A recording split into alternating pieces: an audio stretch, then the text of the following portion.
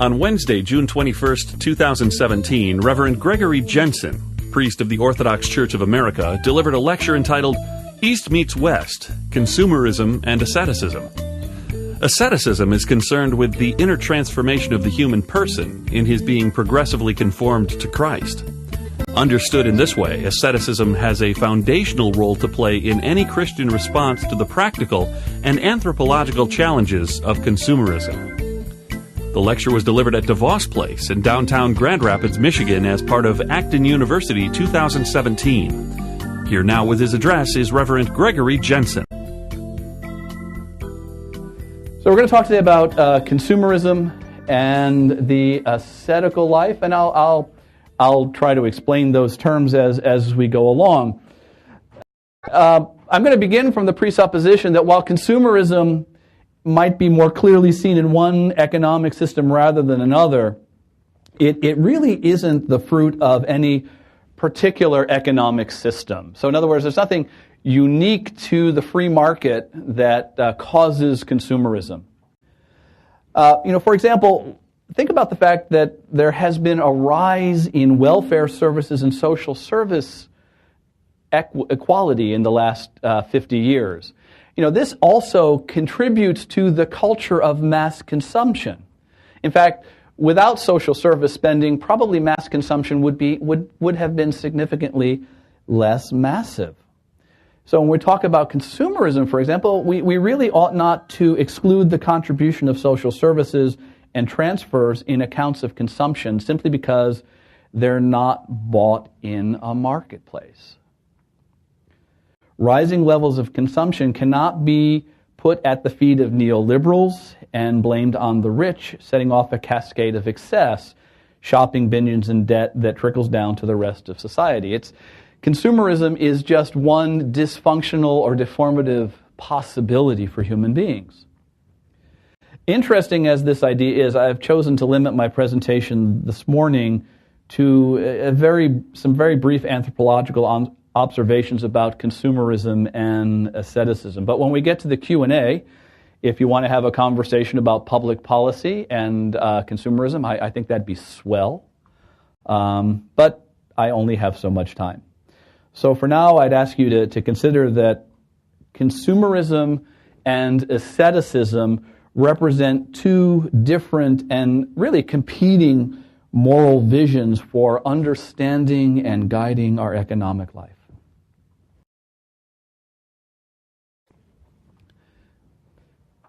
Contrary to our stereotypical understanding, asceticism isn't a matter of being gloomy.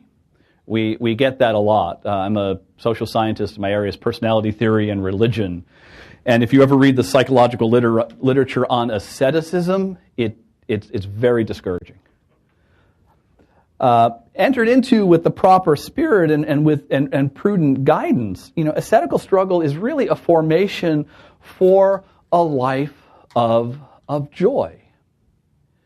Being able to control myself, being able to limit how I act on my own desires is what makes joy possible. Asceticism is not, just to maybe say something in a negative sense, not a judgment on the material goods of the world, but rather a practical and tested way of liberation from the stress and anguish that results from the desire to have more. It's the key to freedom from the gridlock of consumerism. In other words, asceticism offers me the opportunity by divine grace and my own effort to be freed from those physical desires, psychological compulsions, and social forces that would tear me apart, enslave me, rob me of joy, and ultimately cause me to lose my salvation.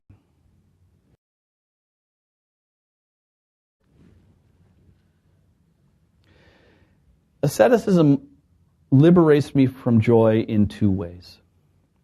First, the Christian ascetical tradition offers us an anthropologically sound foundation for self-understanding. This is very important because we live in a culture in which our anthropology, especially from psychology, tends to be mechanistic.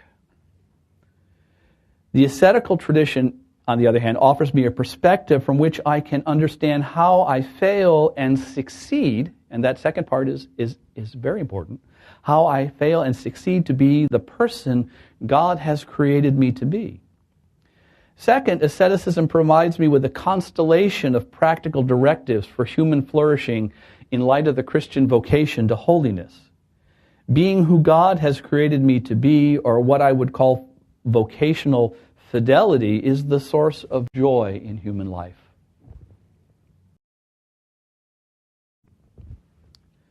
As for consumerism, it's the muddled idea that only in having more can we be more. This is what undermines our experience of joy, because consumerism takes shopping rather than God as the touchstone for personal identity. At its core, consumerism is the temptation to seek my identity, my sense of self-worth in material goods.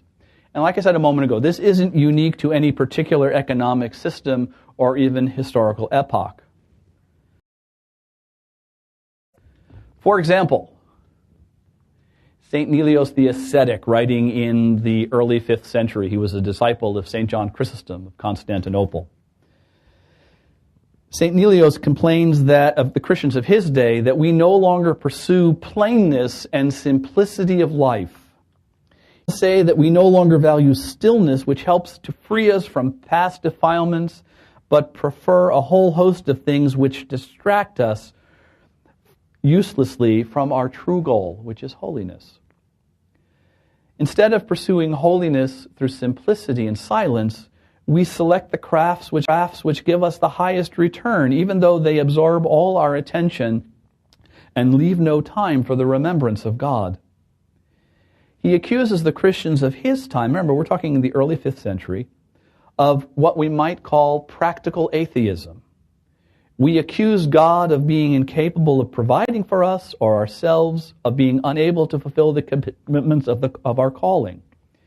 Even if we do not admit this openly, our actions condemn us, for we show approval of the ways of worldly men by engaging in the same pursuits and perhaps working at them even harder than they do. So again, just as consumerism isn't unique to any particular economic system, it's not unique to any particular historical era. In a fallen world, consumerism is something that we have always had to struggle against. Because I used to teach undergraduates, let me stop for just a quick second and make sure you understand. Nod your heads. Okay.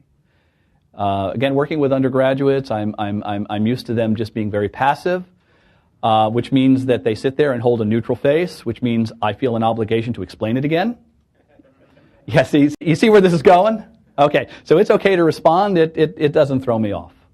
If you don't respond, however, I will just keep saying the same thing again and again.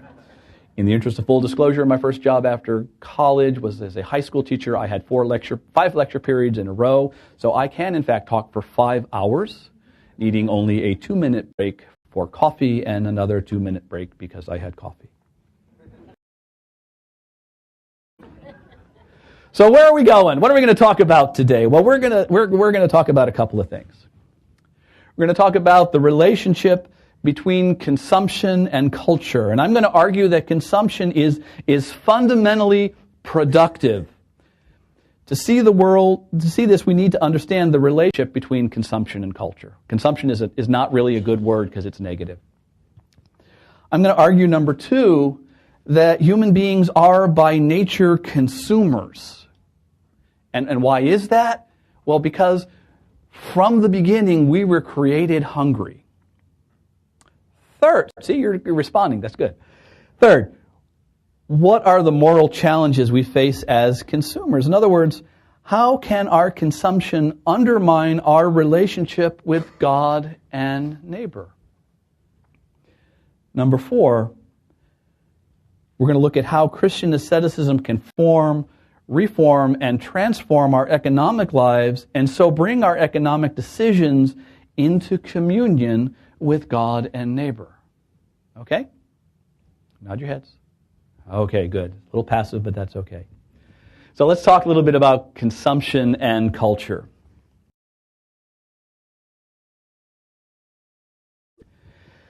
We need to keep in mind that, like asceticism, consumption isn't fundamentally negative but positive. It isn't destructive but creative.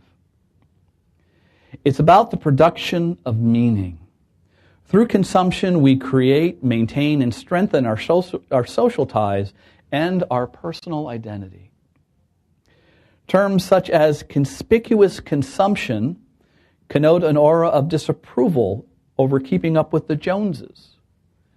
But as the anthropologist Mary Douglas says, on closer analysis, what this reveals is that the speaker sides with the cultural elite over and against those who are trying not to be excluded. I was thinking about this morning. I don't remember reading an editorial in the newspaper or an article in a scholarly journal complaining about the destruction of trees so that we could make paper to print newspapers and scholarly journals. I'm eccentric, you're crazy.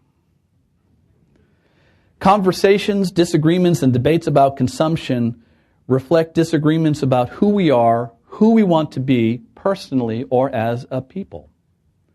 Above all, debates about consumerism are about who's in and who's out, and about who gets to set the standard for society and who doesn't.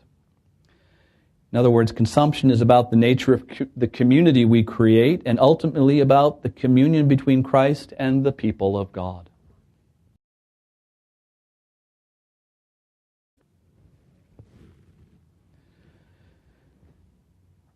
Consumption and culture shape each other. That's another thing we need to keep in mind. Consumption, again, Mary Douglas, the anthropologist, says consumption is the very arena in which culture is fought over and licked into shape. This means that to address effectively and wisely the challenge of consumerism, moral indignation is not enough. It's not enough just to get all upset that someone has a really expensive car or a second cell phone. I need to understand that consumption is essential to work, to friendship, to religion, and to marriage and family life, to name only a few. And I need to remember that all of these are in turn essential to the creation of every single human culture. This is why consumption isn't negative, but positive. It's not about destruction, but production, because consumption shapes our culture. But remember, culture also shapes our consumption. I lived for about 15 years in Pittsburgh, Pennsylvania. Interesting thing, if you go into a mill bar in Pittsburgh and order a wine spritzer and you're a guy, it's not going to end well for you. Just saying. You know? You don't drink wine spritzers in a mill bar in Pittsburgh if you're a man. You have a shot and a beer. That's what you do. Every culture has its own signals as to what is and isn't acceptable. So culture, tradition really, transforms a biological necessity, just to take one example, like eating, into an event of true communion. And what do we do when we celebrate communion? Well, we build churches and monasteries and schools, and we compose music, and we engage in philosophy and theology. We care for the poor and the sick and any other number of activities. Christians need to engage in economic activity that takes as normative the ends of human life, specifically the end of life in God. This means that when we discuss economic issues, we should not defer a discussion of the ends of human life. Our communion, our consumption has a point. It has a goal. And that goal is to create culture, and that culture will in turn shape the consumption decisions that we make.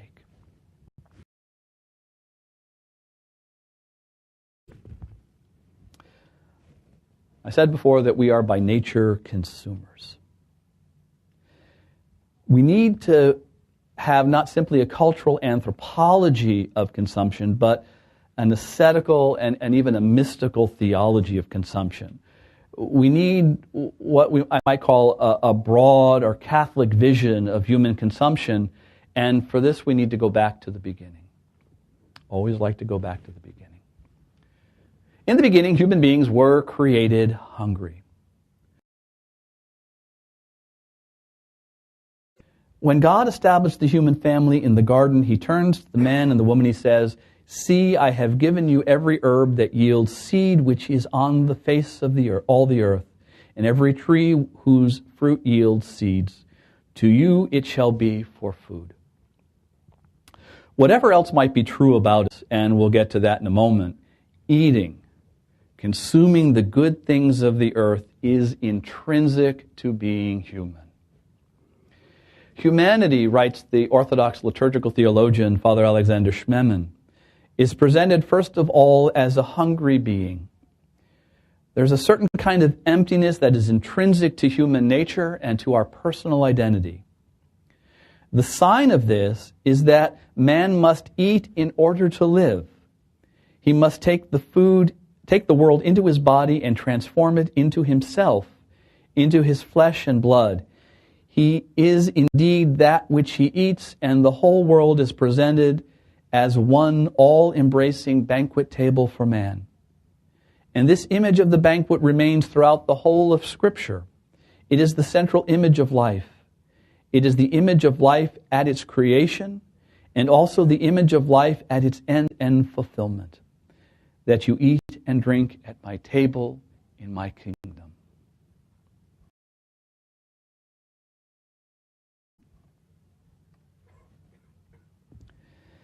Even in our falling condition, eating is more than merely a concession to our physical nature. In the Scriptures, the food that we eat, the world of which we must partake in order to live, is given to us by God, and it is given to us as a communion with our God. So again, we are by nature, from the beginning, as we come from the hand of God before the fall, consumers. Seen in light of the Incarnation, and especially the Eucharist, the whole creation is divine love made food, made life for us. God blesses everything He creates, and in biblical language, this means that He makes all creation the sign and means of His presence and wisdom, love and revelation. O taste and see that the Lord is good. The human person is a hungry being, and what we hunger for is God. For this reason, all desire is finally a desire for Him. To be sure, the human person is not the only hungry being. All that exists lives by eating. The whole creation depends on food, but the unique position of humanity in the universe is that we alone are to bless God for the food and life we receive from Him. We alone are to respond to God's blessing with our blessing. Consumerism, therefore, is the frustration of our natural desire to experience communion with God, communion with our neighbor, and communion with the creation. Consumerism is, in other words, the antitype of life as an event of communion. In patristic theology, Christ is the archetype. He's the model. So when I talk about antitype, we mean something which goes against or tries to undo the model. So consumerism is the antitype of communion.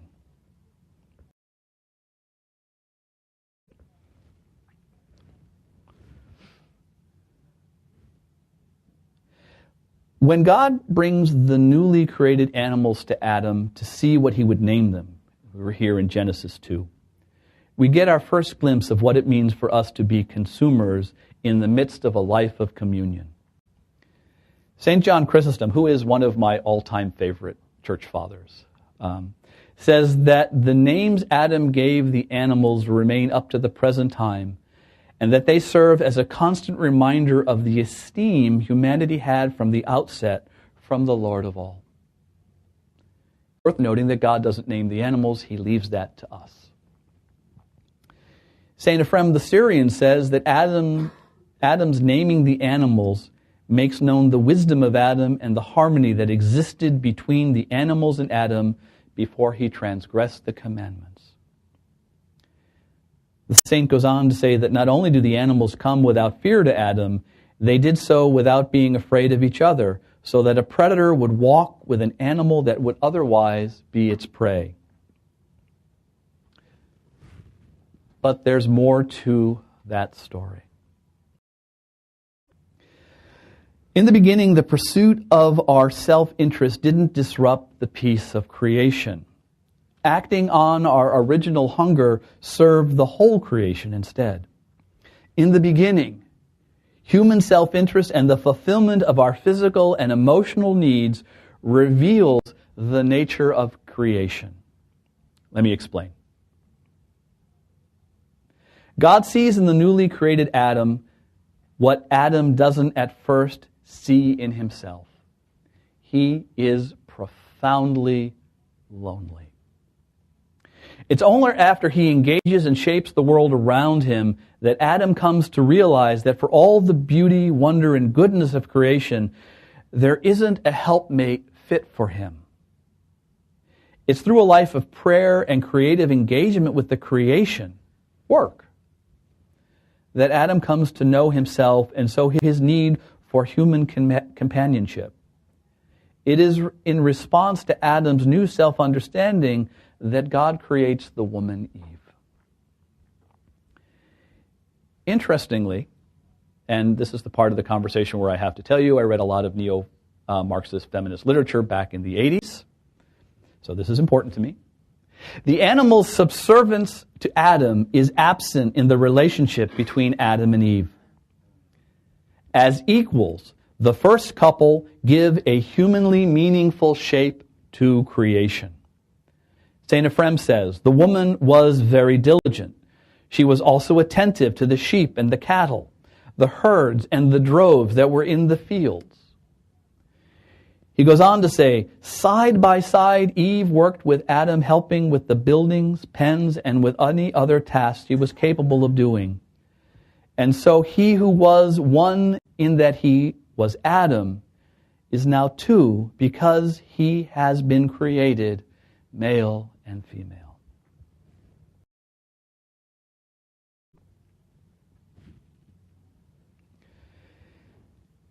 In the beginning, human consumption is part of a larger pattern that includes not only eating, but also work, marriage, and family life. Taken together, these activities make manifest some things about what it means to be human. Our absolute or ontological dependence upon God. Our relative or empirical dependence upon the world of person, events, and things. These two realities reveal in turn something about human aspiration. We have a desire for a way of life that transcends the merely physical and functional dimensions. And that this aspiration is enduring even if at times hidden. We have an enduring aspiration or desire for God. Now, inspiring as this all is, and it is very inspiring, our everyday experience suggests that something has gone terribly wrong. Work, marriage, family life are often not experiences of communion. For example, in marriage, even a minor and fleeting absence of love can be keenly and painfully felt. Likewise, for many of us, the work is something to be endured.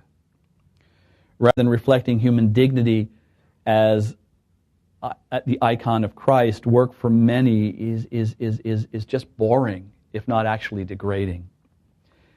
And just as something has gone terribly, tragically wrong with work and marriage and family life, something has gone tragically wrong as well with human consumption. And that's where we're going to go next.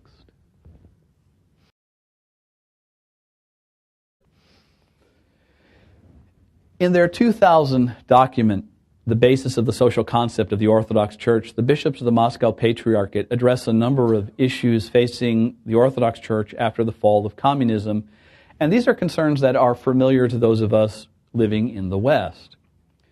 The bishops touch briefly on issues such as the relationship between church and state, the Christian response to war and peace, the Christian understanding of marriage and family life, the challenges of bioethics, and finally secularism.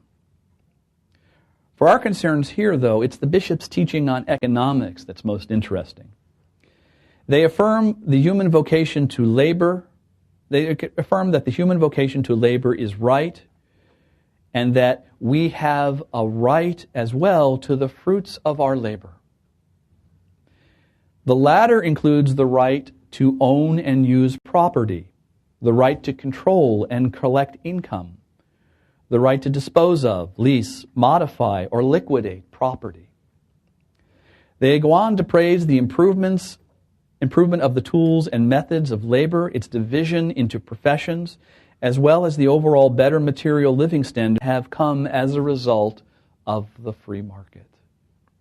It's interesting, I live in Madison, Wisconsin, where I'm, among other things, the chaplain at the University of Wisconsin, but many of the Orthodox Christians, especially the ones on faculty, grew up in the former Soviet Union. They are almost everyone I know who grew up in the Soviet Union is a devotee of the free market. They're a little embarrassed, and they're not sure how to explain it. It's Madison, after all, where the division is between progressives and liberals. I'm the conservative. But having grown up in that planned economy, they say, well, the free market is great. We just need to work on it. So what are some of the challenges that come with us?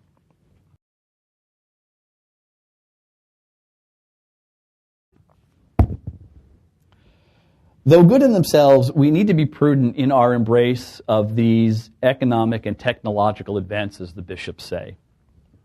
In a fallen world, people's enticement with the achievements of civilization moves them away from their Creator and leads to an imaginary triumph of reason seeking to arrange earthly life without God. The realization of these aspirations in human history has always ended in tragedy. Please remember that these are words written by men who grew up during the Soviet era. They have something very specific in mind. For example, and the bishops offer an example besides the reference back to communism.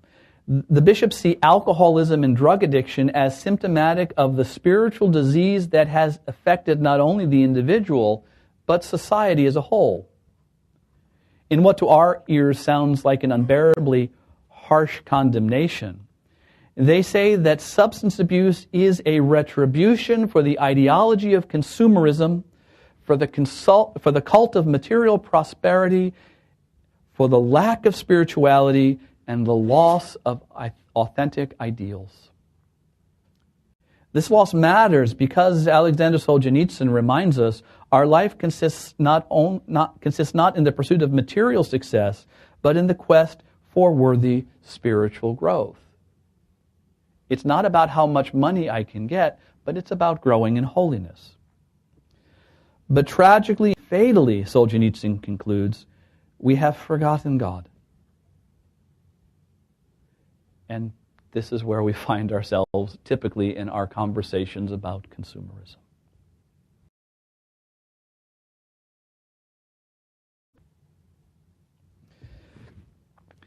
In criticizing the cult of material prosperity, we ought not to assume that more is the problem, so less is the solution. The hard truth is that you aren't necessarily any better off because I have less, or as the cartoon on the screen suggests, there's no advantage to shared involuntary poverty. If we are to give up money because many people use money for evil purposes, writes the 19th century Russian philosopher Vladimir Solovyov, then we ought to give up the power of speech, since many people use it for swearing, idle talk, and slander. If we give up money and the creation of wealth, then, he goes on to say, we should also give up using fire for fear of conflagration and water for the fear of persons committing suicide by drowning. This anti-development ideology, he says, is an act of unpardonable childishness. And yet I need to be on guard that my sinfulness not lead me astray in my economic decisions. But this is true in all parts of life. So the fact that I do bad things with my wealth doesn't mean that wealth is bad. It means that I'm bad. I shouldn't imagine, therefore, that my abstinence is somehow necessarily morally superior than your consumption. Both are tainted by sin, and both can be a source of goodness. So what might sinful abstention look like? Again, our 19th century Russian friend, Solyov. Asceticism, which liberates the spirit from shameful passions only to attach it to more closely to evil passions, is obviously a false or immoral asceticism. The source of such asceticism, he says, is the devil, who does not eat or drink and remains in celibacy. The devil is a virgin. If then, from the moral point of view, we cannot approve of a wicked or pitiless ascetic, it follows that the principle of asceticism has only a relative moral significance, namely that it is conditioned by its connection with the principle of altruism, the root of which is pity.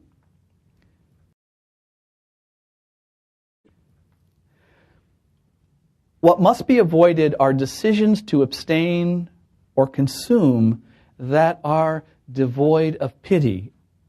Pity, or maybe more accurately, my love for you rooted in my love of God, is the source and goal not only of our asceticism, of our prayer and fasting, but also of our economic life.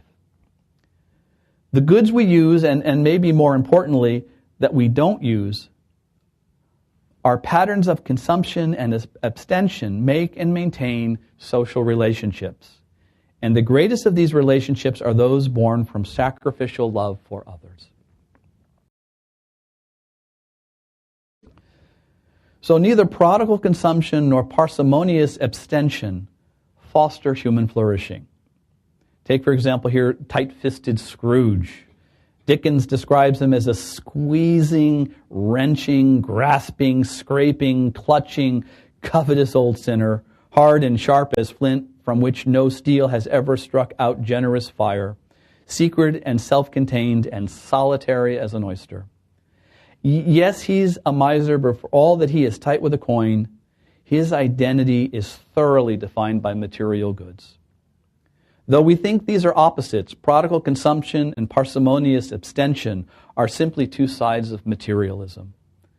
Until we understand this, we will find ourselves swinging back and forth between extremes, seeking our identity either in the things we have or the things we deny ourselves.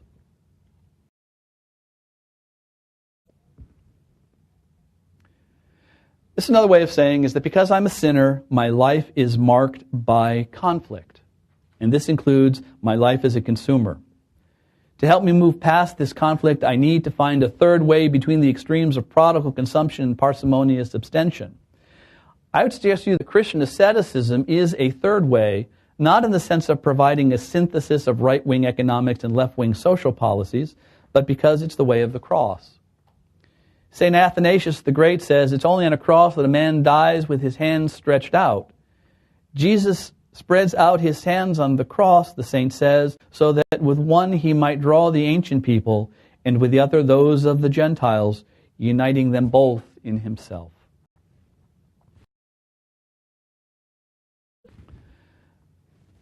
The cross is the true third way, the true via media, the true golden mean that Aristotle says the virtuous person must walk between the extremes of life. Through our personal asceticism, we take up the cross in the service of developing a way of life that avoids excess forms of consumption and abstention.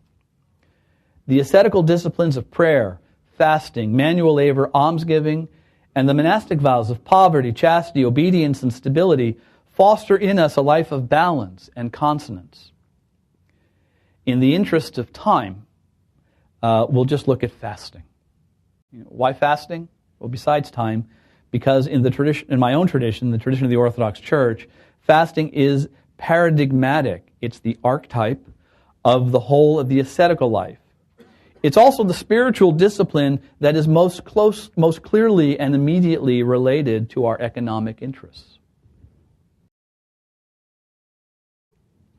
And so the ascetical discipline most likely to be misunderstood.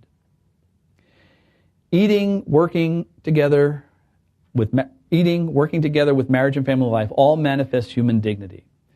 And as we saw, these are given to humanity by God as the means by which we grow personally and communally in our likeness to the Holy Trinity. But together with the positive demand to fill the earth and subdue it, God makes one negative demand.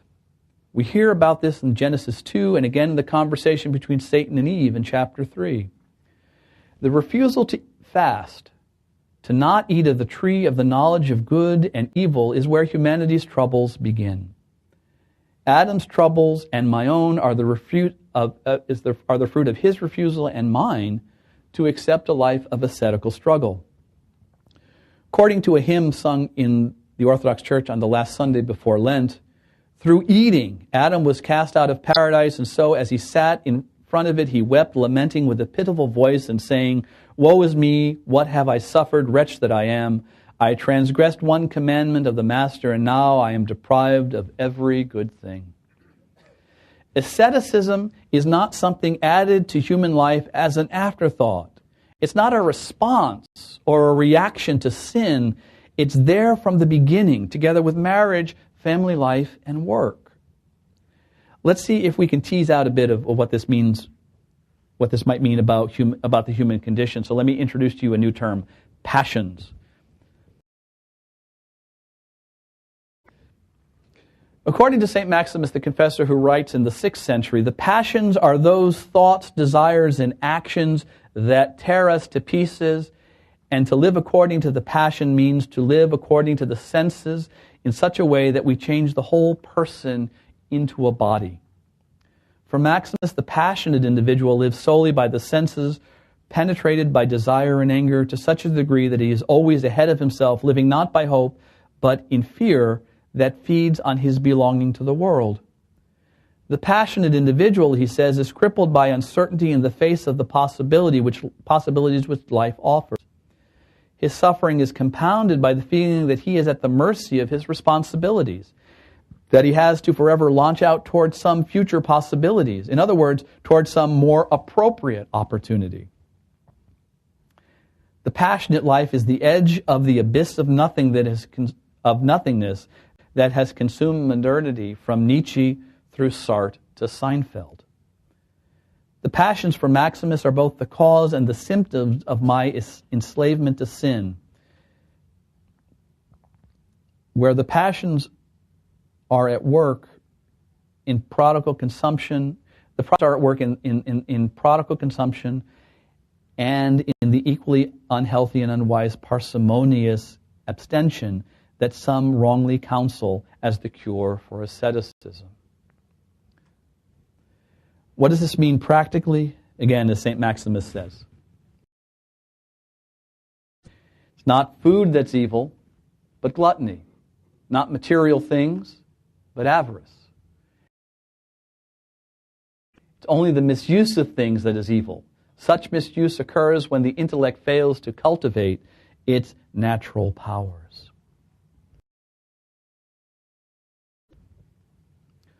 Wholesome asceticism is more than a life of renunciation. It requires more than simply learning how not to misuse things, how to give them up, or to do without them. Rooted in the sacraments, Christian asceticism is a return to life as it was meant to be lived in the beginning. This return is intrinsic to the development of personal likeness to God. Above all else, asceticism is the quest for communion with the All-Holy Trinity, who is the source, pattern, and fulfillment of our personal identities, of who we truly are, or of our true selves.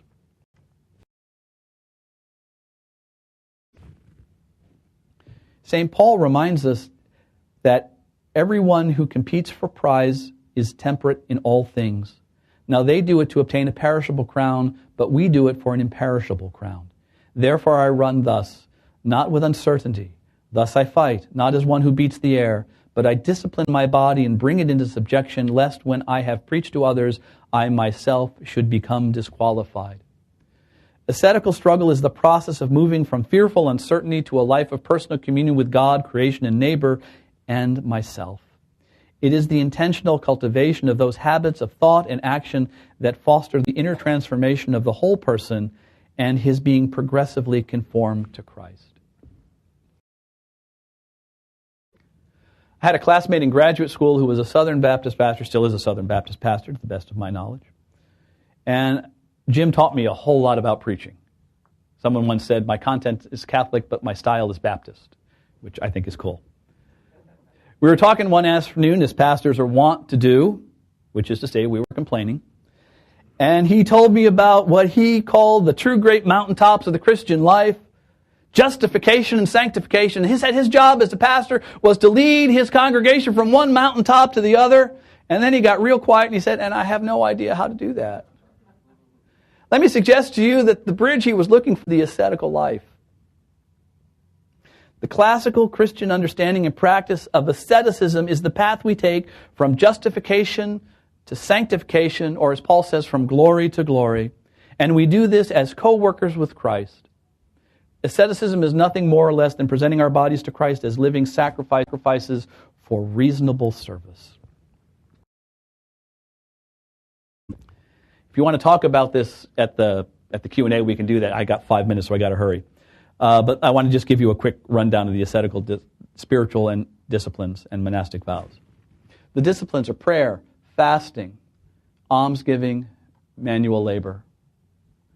The monastic vows of poverty is the cultivation of simplicity, the vow of chastity, respect for self and others, obedience, prayerful or contemplative living, stability, vocational fidelity. Growing in holiness requires from me acts of renunciation. I've got to give up something, but I give up in order to acquire. The spiritual disciplines and the virtues underlying monastic life foster my own personal growth, not only morally but spiritually. Ascetical struggle, in other words, doesn't just foster human flourishing. It helps us to become more like Christ.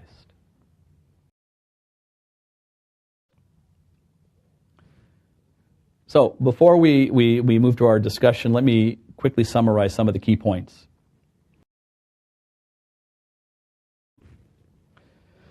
First, we need to remember that culture isn't static, isn't simply the present moment. It extends in two directions simultaneously. It comes to us from the past as tradition, as the gift given to us by those who have gone before us, and continues after us as the gift we give to future generations. Consumption is an essential part of the process of receiving, shaping, and transmitting culture. It isn't simply a private decision, nor is it a process that lends itself to the ideology of the command and control economy. Somewhat more provocatively, for Christians, consumption is an intrinsic part of the process of receiving and transmitting the gospel. Second, consumption is intrinsic to culture and the gospel because we are by nature consumers. If we weren't, if being a consumer and so consumption were alien to our nature, the Eucharist would be a sin.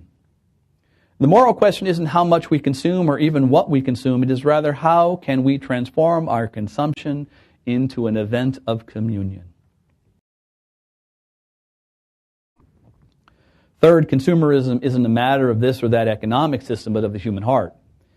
This isn't to suggest a moral equivalence between the free market on the one hand and socialism on the other. It's rather to argue that without prejudice to either divine grace or prudential law, an effective response to consumerism must be ascetical before anything else.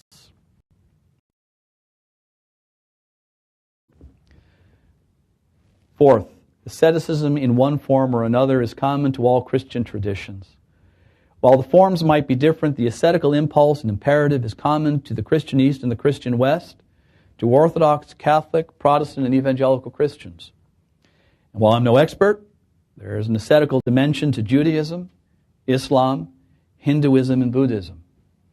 This means that the application here is much broader than to Christians. Asceticism then can serve as an ecumenical and even interfaith meeting point for the study and discussion of the moral and economic problems of consumerism.